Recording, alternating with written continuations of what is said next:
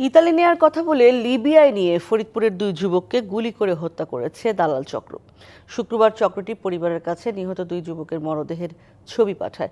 নিহতরা হলেন ভাঙ্গা উপজেলার ঘারুয়া ইউনিয়নের হৃদয় হাওলাদার ও রাসেল হাওলাদার। হৃদয় হাওলাদারের স্বজনরা জানান, 2 মাস আগে স্থানীয় আবু তারা মাতব্বর, আলমাস ও আনোয়ারের মাধ্যমে 16 লাখ টাকা দিয়ে বিদেশে পাঠানো হয় তাকে। 16 লাখ টাকা দেওয়ার পরও বিদেশ থেকে ফোন করে আরও টাকা দাবি করছিল পাচার চক্রটি।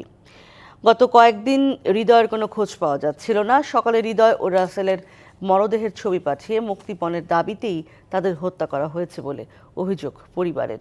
অভিযোগ দায়ের করলে দালাল চক্রের বিরুদ্ধে আইনানুগ ব্যবস্থা নেয়ার কথা জানান ভাঙ্গা থানার ভারপ্রাপ্ত কর্মকর্তা মুকসেদুর রহমান।